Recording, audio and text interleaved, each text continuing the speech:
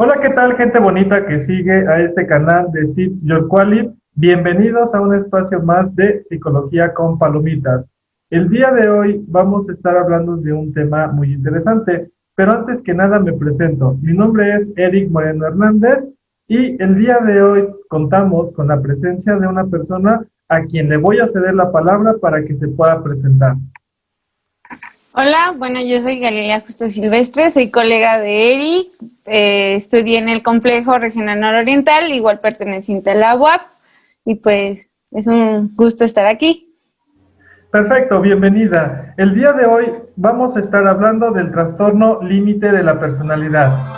Comenzamos. Soy yo. Soy yo. Yo no. Yo. Castro. Archer. Castro Archer.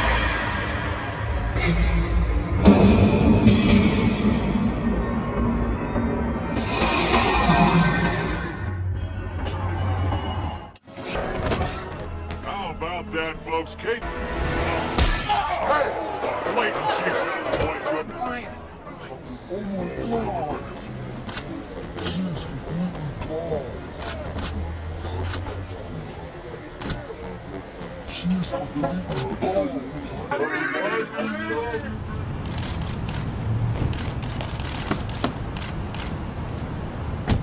Guys, please, guys, don't do this. No, oh, no.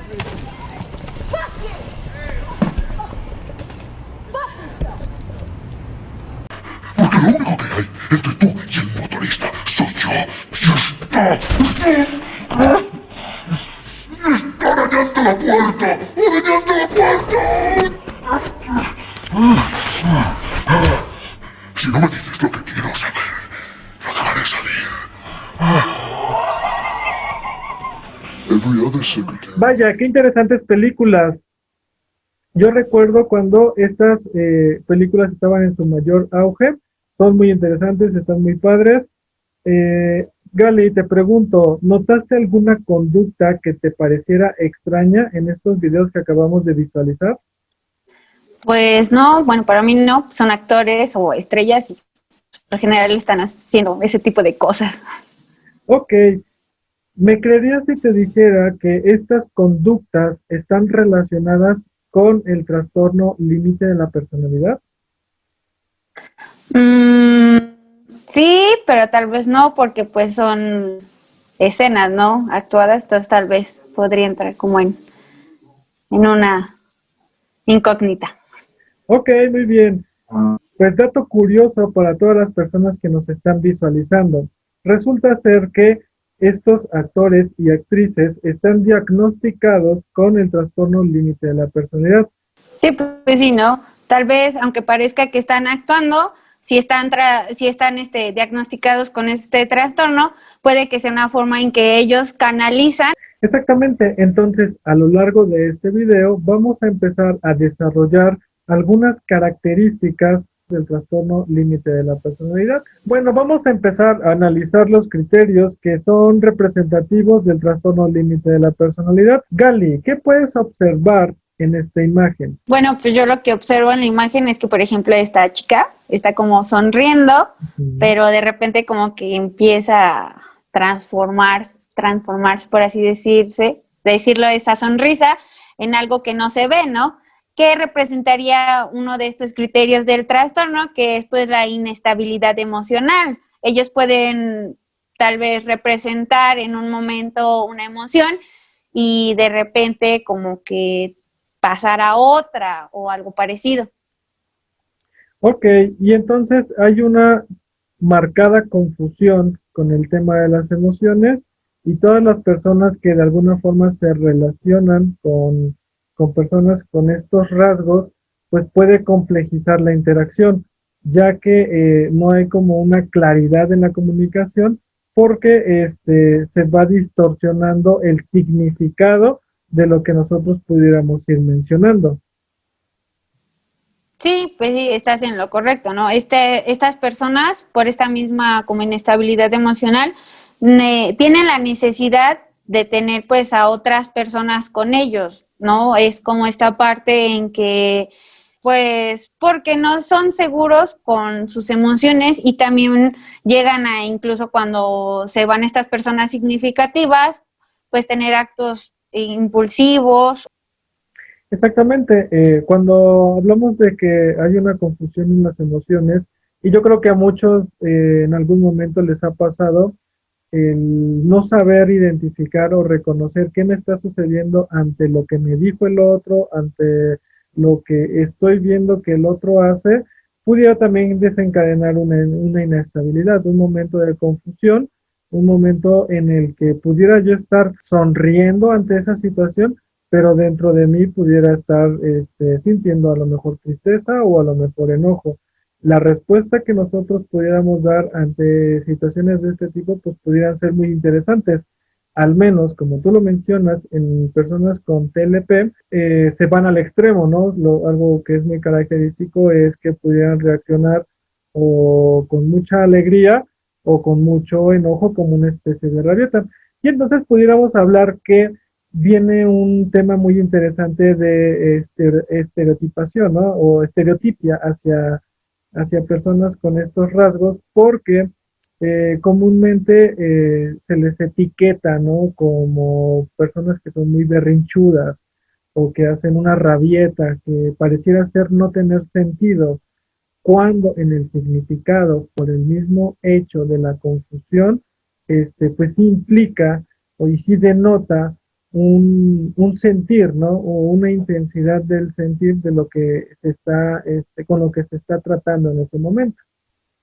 Sí, más que nada hay que entender que pues estas personas no, como tú le dices, no lo hacen como por berrinche o por llamar la atención, sino que es como una respuesta rápida que ellos tienen, pero por la misma naturaleza, por así decirlo, que tiene este trastorno. No es como que de repente lo piensen y digan, ay, estoy triste, me voy a poner feliz, o estoy feliz, me voy a poner triste, no por así decirlo, sino que ya es la respuesta que tienen como automáticamente por, como te decía, por cómo es este trastorno, por lo que lleva a esta inestabilidad emocional.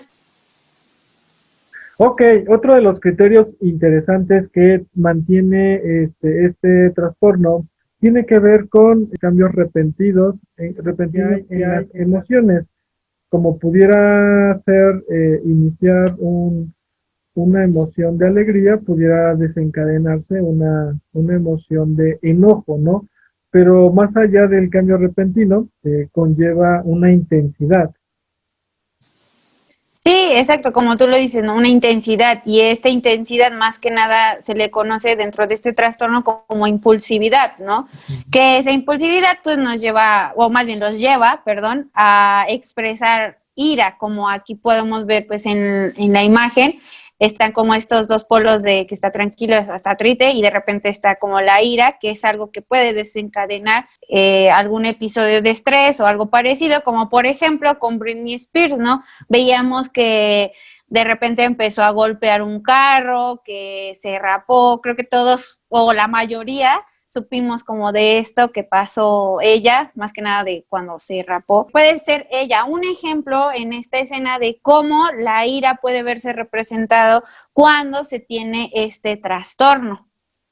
Y algo muy importante que me gustaría agregar a lo que tú mencionas es que no estamos hablando de un tema bipolar, ¿no? Porque parte de la cultura popular menciona que una persona que cambia repentinamente de estado anímico es un automático bipolares y al menos desde la disciplina o desde la psicopatología, pues se ha ido especificando que para poder ser un bipolar, pues hay como ciertas características muy marcadas, muy acentuadas, periodos prolongados de depresión y también las manías, cosa que en este trastorno pues no se ve como en el sentido del tiempo, es tan repentino, es tan espontáneo la naturaleza de la emoción y su manifestación que pues pueden ir cambiando de una a otra en cuestión de minutos, ¿no? Esta impulsividad que denota la ira, pues no es algo que va a pasar como mucho tiempo. Como tú lo comentas, es algo que es muy, muy momentáneo por una situación de estrés que esté pasando el individuo. Por ejemplo, algo que les puede causar situación de estrés, que alguien significativo, como antes ya lo habíamos mencionado, pues se aleje repentinamente, aunque ese alejamiento no solo sea, no sé, tal vez para ir al baño, ¿no? Que estén en un lugar y se vaya porque fue al baño.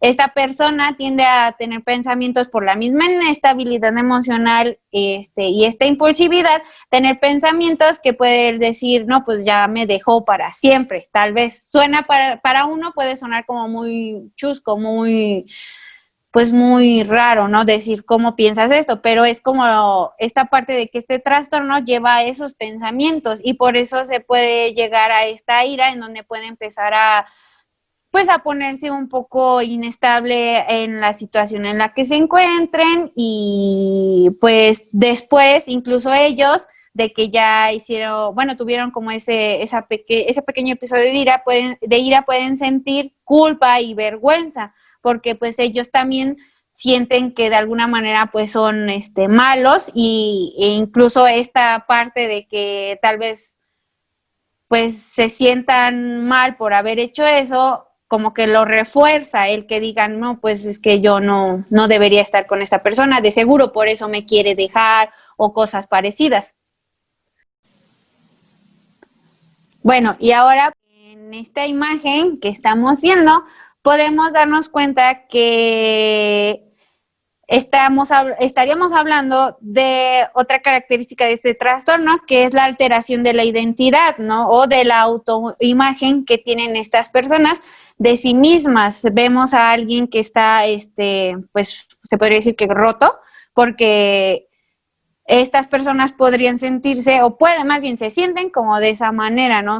Incluso llegan a sentir como si no existieran o cosas parecidas con respecto a lo que ellos son. Claro, y aparte, recordemos que los criterios tienen una relación. Hace rato mencionabas que era importante identificar la inestabilidad emocional. Está relacionada directamente con el cómo me visualizo a mí mismo, cómo voy construyendo mi yo, se va manifestando y de alguna forma también cómo yo mismo puedo irlo desestructurando, ¿no? La autoimagen, esto impacta de manera significativa en la identidad, en mi identidad. En esta imagen podemos ver claramente como esta ambivalencia, esta tonalidad de negro y blanco, es como ellos pudieran representarlo. No puedo ser más o menos guapo, no puedo ser más o menos feo. Soy horrible o soy muy, muy o extremadamente guapo. Sí, exacto. Incluso con esta parte de la autoimagen existen como ciertos problemas con ellos con respecto a sus metas, a sus valores y a ciertas cosas que, por ejemplo, a uno se le hacen como muy fácil, ¿no? El pensar, yo quiero ir a tal escuela, yo quiero hacer esto en tal momento. Ellos, por ejemplo, no tienen eso muy bien fijado. Ellos tienden a cambiar mucho se podría decir como que de contextos o de lugares, porque pues no se sienten lo suficiente como para poder realizar lo que están haciendo. Entonces, por ejemplo, si una persona con trastorno límite está estudiando una carrera, puede que por esta autoimagen, esta alteración de la identidad, pues ya justo al momento de que se va a graduar diga, no, pues no, esto no es lo mío, pero es por la misma situación del trastorno, que es cuando ya sienten que de verdad están haciendo algo bien, es como esta parte que se reactiva en ellos de no, de seguro no lo estás haciendo bien, deberías de mejor cambiarte a otra cosa o algo parecido a eso. Claro, el estado de ánimo en este sentido se puede ver de forma reactiva o se puede ver de forma proactiva. Por un lado puede haber cierta inconformidad en lo que yo estoy visualizando a través de un espejo y esto pudiera ser uno de los principales motivos que me incita a mí como persona a generarme autolesiones, ya sea que me corte con un cuchillo o con un vidrio, o que a lo mejor no me hago daño a mí mismo, pero sí empiece a desarrollar como un patrón de conducta en el que genere la destrucción de cosas. Muy diferente a lo que sucede, por ejemplo, con el tan mencionado cutting, que es un Ajá. fenómeno escolar que es bueno, que ha estado presente en muchas escuelas, se han formado grupos de eso. No significa que todos los que practican cutting se tengan pues Ujú. un trastorno límite de la personalidad, pero al menos comparten esta característica, ¿no? Que es una autolesión. Los motivos pudieran ser muy completamente diferentes, y entonces al menos en personas que se diagnostican, bueno, ya están diagnosticadas con TLP, el motivo tiene que ver con esta imagen, ¿no? Esta percepción y cómo voy construyendo mi yo. Exacto, incluso pues como un dato curioso de esta parte que comentas de la autolesión, es que ellos lo hacen por sentir, ¿no? Por más que nada por sentir que están ahí.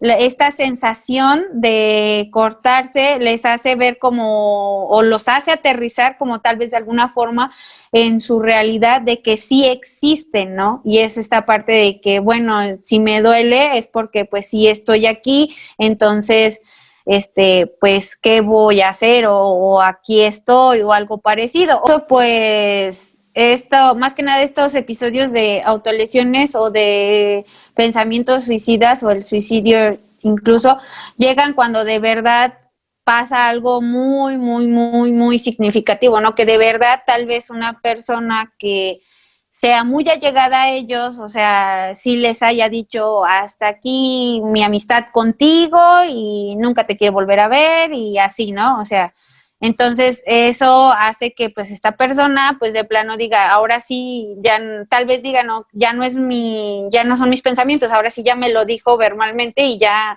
hasta aquí llegó, y por esta como característica que, como decías anteriormente, que tiene el trastorno de la idealización, de que pues era una persona buena, que tenía a su lado y que era su mejor amigo y cosas más buenas de las que se vaya acordando, es como que lo que los lleva a estos episodios de pues autodestrucción.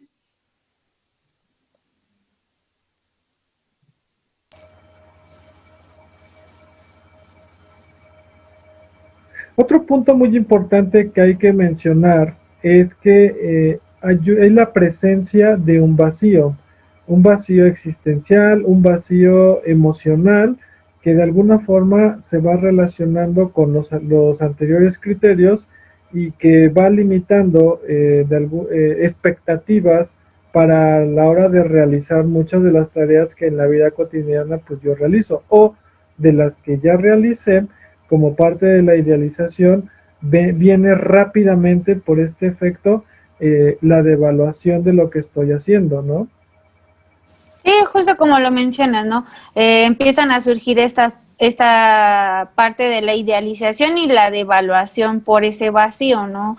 Empiezan incluso a generar ciertas expectativas de personas que tal vez pueden conocer en un instante, y el hecho de que alguien llegue y les diga, hola, buenos días, con una sonrisa o algo parecido, puede crear en esa persona una idealización de, tal vez quieres ser mi amigo y vamos a ser mejores amigos por siempre, o algo así, ¿no? Tal vez lo digo como de una forma muy drástica, por así decirlo, pero pues pueden llegar a pensar, a tener este tipo de pensamientos. Claro, y la idealización puede ser real, como tú lo mencionas, y también puede ser imaginaria o ilusoria. Es Uh-huh. decir, yo puedo en el primer contacto físico con una persona creer que va a ser mi amigo de toda la vida, o puede llegar a ser la pareja que siempre he estado buscando y con la que voy a compartir mi vida completa, y este pensamiento me puede llevar a generar un vacío porque en la realidad, en el plano de realidad, simplemente fue un acercamiento o ha sido un acercamiento, salvo que esto ya se confirme con el paso del tiempo, ¿no? pero en un primer momento podemos decir que el vacío conlleva una devaluación hacia estas expectativas que voy generando en mis relaciones interpersonales. Sí, exacto. Ok, bueno, y ahora otra característica de la que podemos hablar acerca de este trastorno es el apego, que va de la mano con el idealizar. El apego, pues, es esta parte de que ellos quieren estar con alguien o con esa persona a la que tienen idealizada, que pues se sienten seguros, sienten un vínculo muy estrecho, y pues también esta parte de la devaluación, que es pues que no quieren sentirse solos, o sea, no te quiero dejar porque pues tú me haces sentir bien, tal vez por así decirlo. Claro, creer que la presencia de la persona puede llenar ese vacío que tengo, lo idealizo y también puedo idealizar que la soledad puede ser un episodio muy doloroso, ¿no? Muy catastrófico para mí que me pudiera destruir completamente. El apego es un tema muy interesante para explicar este criterio porque precisamente es algo que vamos construyendo a lo largo del desarrollo humano. Desde las primeras etapas de vida estamos generando vínculos afectivos, el primero de ellos es la madre, este, y entonces en la medida en la que yo voy interaccionando con mi grupo primario, que es la familia, voy de alguna forma codificando formas de vinculación, de vincularme de manera interpersonal. Claro, y como complemento al apego, que es un tema muy interesante, este apego, al menos algunos autores lo han clasificado como el apego seguro, con el apego inseguro o con un apego desorganizado, ¿no? Este, cabe mencionar que ninguno de estos tres, bueno, que no se consideran como tipos de apego patológicos, pero sí, al menos en el desorganizado, influye de manera significativa su presencia y me gustaría escucharte. ¿Por qué te imaginas tú que un apego desorganizado pudiera estar relacionado con el trastorno límite de la personalidad? Sí, pues por ejemplo, para como contextualizar tal vez a los que nos escuchan y ven, ¿no? Este apego desorganizado, como se escucha, pues es esta parte de que no sabes en realidad si tienes las emociones que se están transmitiendo tanto de un lado como al otro, de emisor a receptor, pues es obvio que estas personas pues no saben si de verdad existe el vínculo que ellos están. Entonces yo pienso que este apego desorganizado pues sí es parte importante dentro del trastorno y que sí de alguna forma se desarrolla en él.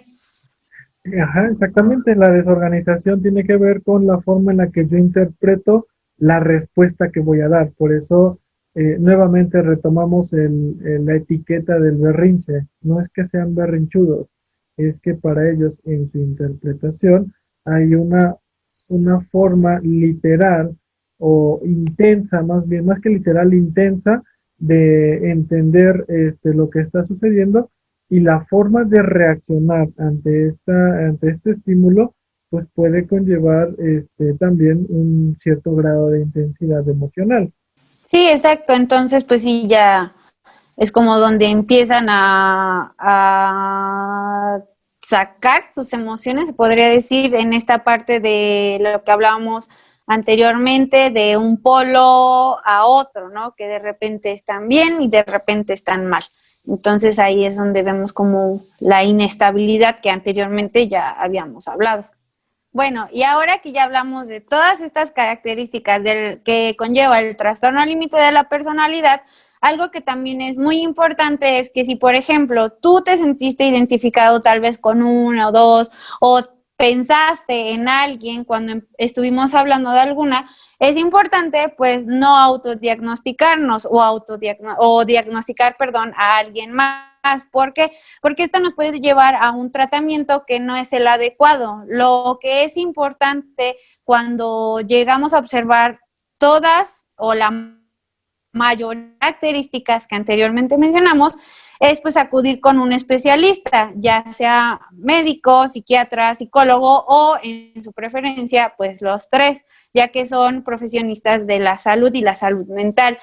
Y después de esto, en dado caso de que a la persona o incluso a mí se me diagnostique, ya oficialmente, por así decirlo, con un trastorno límite de personalidad, pues empezar a pensar en estrategias que como persona cercana puedo tener hacia esa persona diagnosticada, ¿no?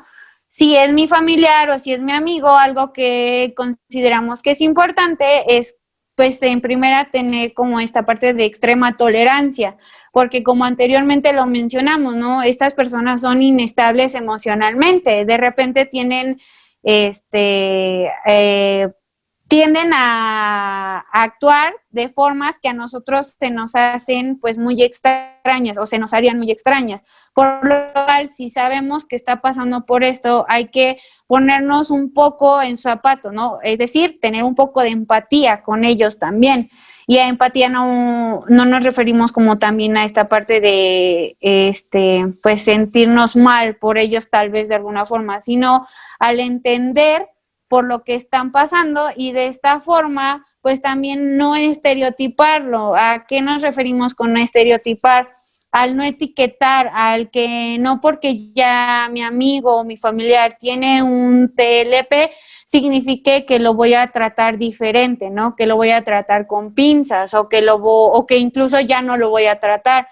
¿Por qué? Porque pues son personas que les gusta tener al círculo cercano o que más bien necesitan de su círculo cercano para poder salir adelante con este trastorno. Entonces es muy importante hacerlos sentir seguros y más que nada pues hacerlos sentir que entendemos por qué es lo que están pasando.